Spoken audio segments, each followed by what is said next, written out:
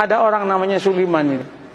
Sulaiman ini orangnya tidak ganteng. Tidak ganteng itu kalau mau dijelaskan itu jelek, ya jelek ya.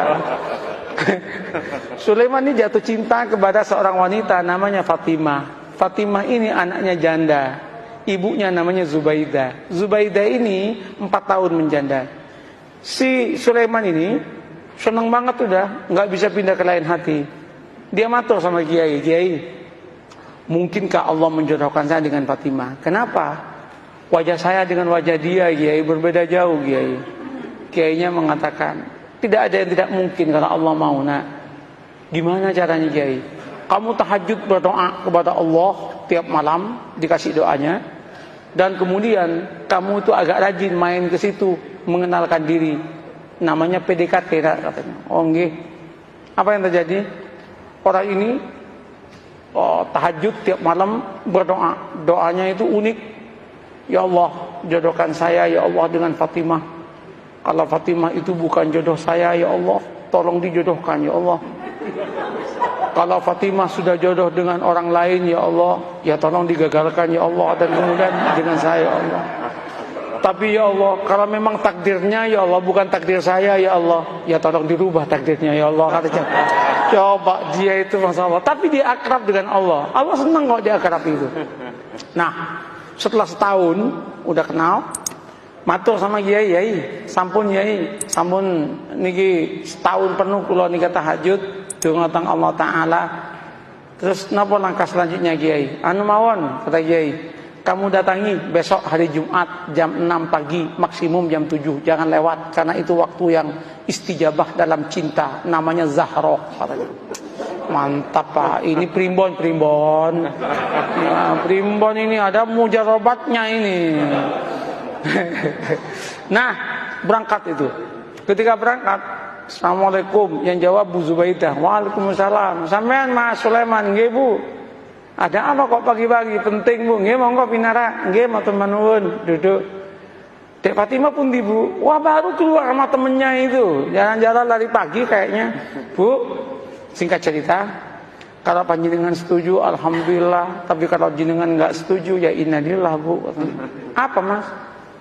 Saya kan sudah 1 tahun kenal dengan panjenengan sekeluarga. Saya itu ingin saya ini melamar Adinda Fatimah untuk jadi istri saya. Ternyata Bu Zubaidah menangis. Bu, kenapa Bu Ibu menangis?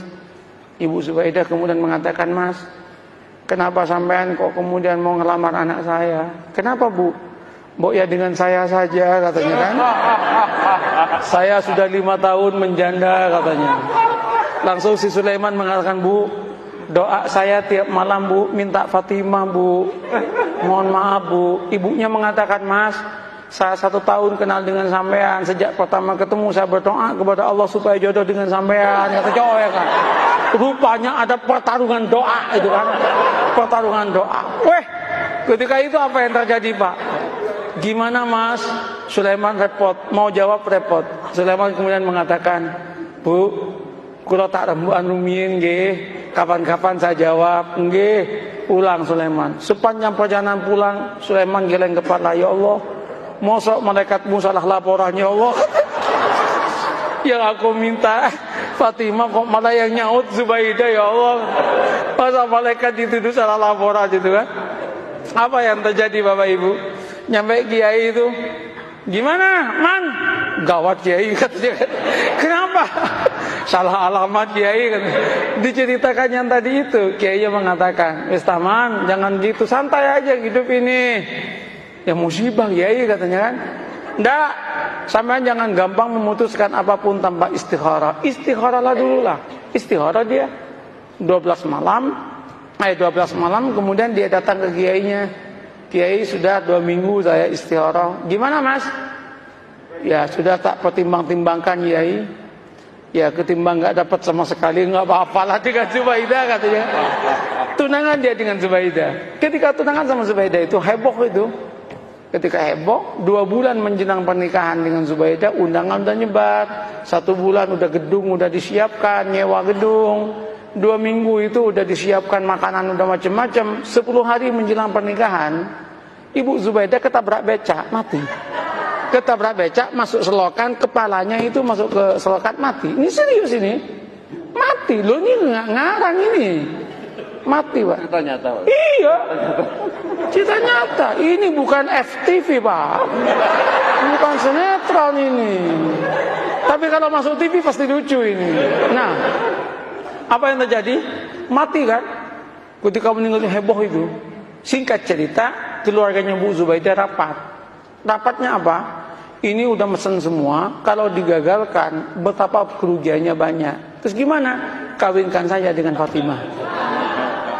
Maka kawinlah dengan Fatimah. Qabiltu nikaha. Maka yang namanya Sulaiman mengumpulkan innalillah dengan alhamdulillah. Innalillah, ibu mati, alhamdulillah dapat anaknya. Setelah qabiltu nikaha, langsung dia giring kepala dan berkata, ya Allah, malaikat enggak salah laporan, ya Allah, ya Allah. Ini yang saya sebut, la tadri la'allallahu yuhdisu ba'da dzalika amra. Ini yang saya katakan, mengapa kita harus membangun optimisme? Tanamlah optimisme. Jangan kemudian, wah, Indonesia yang akan datang akan hancur, Indonesia yang akan datang begini. Orang itu capek, Pak.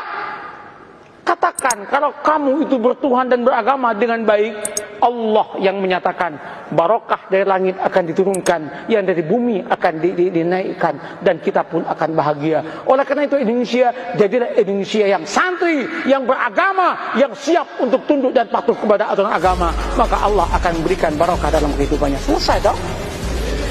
Begitu caranya membangun harmoni dalam kehidupan ini.